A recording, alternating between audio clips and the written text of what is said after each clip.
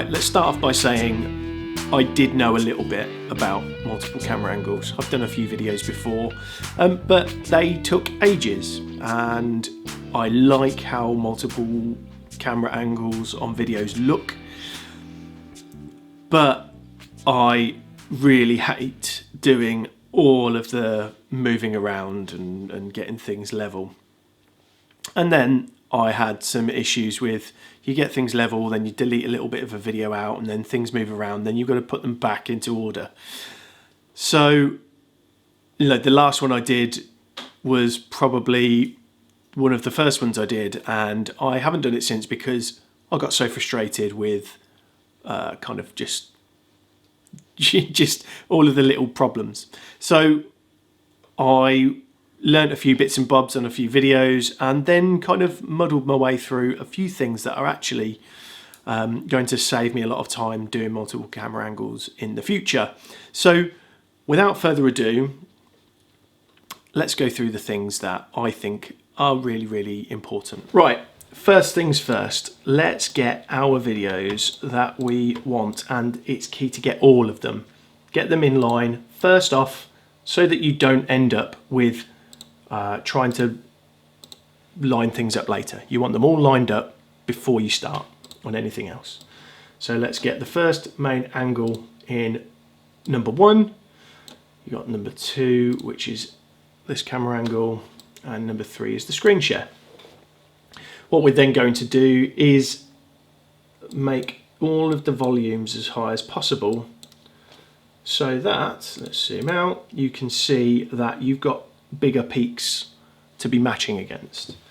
And you can see here is the first peak, here is the second peak, and here is the third peak. There. Let's get them roughly lined up. And then we'll zoom in. Now let's get them all out of time. And you can hear what that sounds like. Clearly out of time. Some weird noise that wasn't supposedly a clap, and then 2 claps.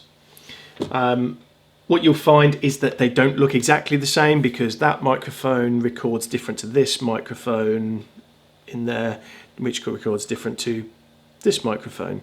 They all have different jobs, they all record in different ways, so they won't look exactly the same, but they should be in almost exactly the same time. And then if you look along, you can see, do the peaks match up? But the proof is in listening.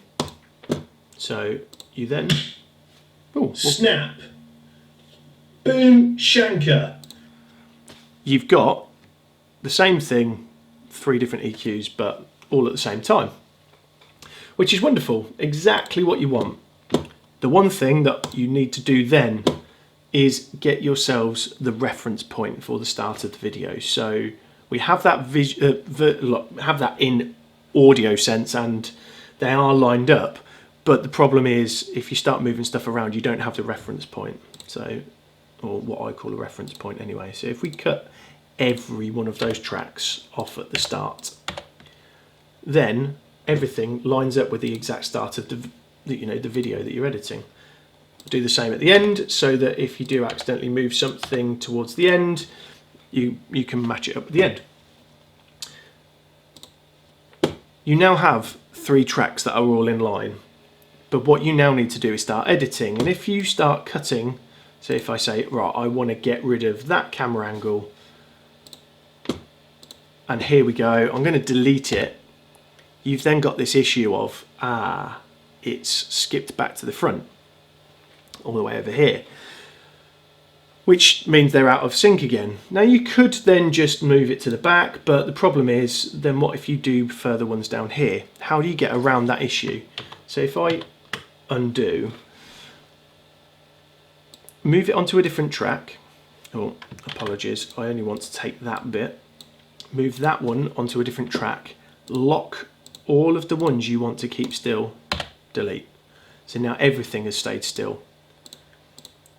Let's lock that one. Let's get rid of this bit of the track here. move it onto a different track, lock it, delete. You then end up with snap. The other thing is, obviously, because these all record differently, you only want one audio source. So now that they're all lined up, mute them. So let's go again. You will now see snap, boom shankar. Right, I know that all sound ridiculous. There you go.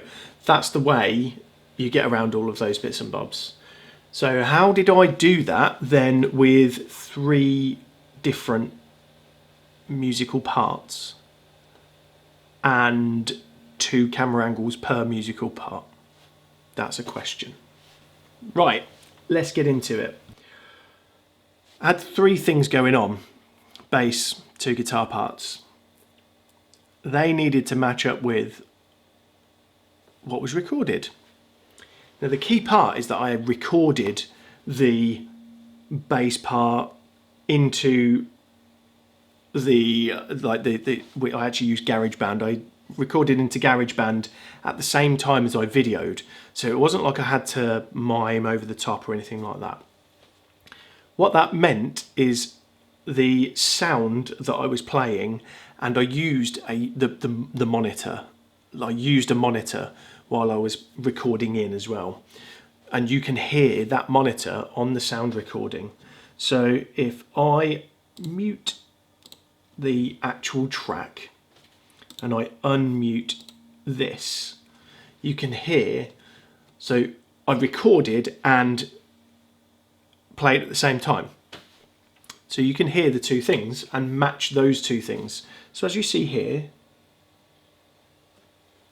we have a peak, and I matched those peaks in the sound with the backing track. So I forgot to turn the sound on.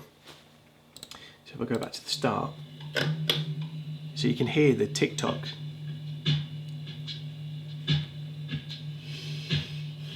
You can hear me breathing on this. For the visual part, I used a chugga chugga to help me just sort of visually see as well. But also it was a sound that I could easily match up versus the drum beat and spikes. I did that on guitar and I did that on bass to give me that point. But the main part is that intro of the tick-tock from the old metronome and the drum beat itself and the changes there, and that is what I used as the anchor. So I matched all of those to that beat, and it was because I used a monitor to be able to have that recording through the cameras. So I used this camera. So this camera here was attached to the headstock. This camera here pointing at the guitar. There you go. 6 camera angles in total. So if I unmute those and mute this again, you see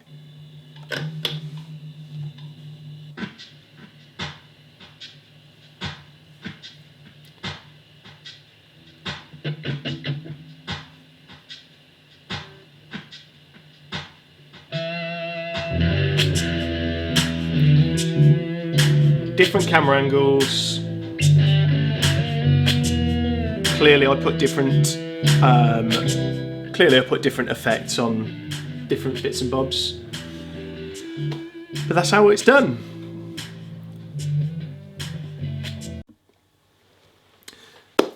So what did I learn? That's your first thing, the clapper. Have a visual and audible anchor so that you can, number one, watch and see, make sure that the 2 video parts are in sync and that the audio is in sync. If you've got 2 things to reference, it's much better than just the one. Number 2, make sure that you only use one audio source in the process track. because otherwise you can get very strange phase issues where two microphones hear slightly different things and it gets louder, quieter, louder, quieter. You definitely don't want that. Number 3, probably the most important, lock those tracks. You don't want to be moving stuff around and accidentally chopping the wrong bits and bobs, and then away you go. You've got a video that you can't fix and you've got to start again. Definitely don't do that. So they're the 3 things that I've learned most. I'm sure there'll be things that I will learn in the future. I'm sure there'll be things you put in the comments that I didn't know and perhaps will make me even better. So on that note, keep learning.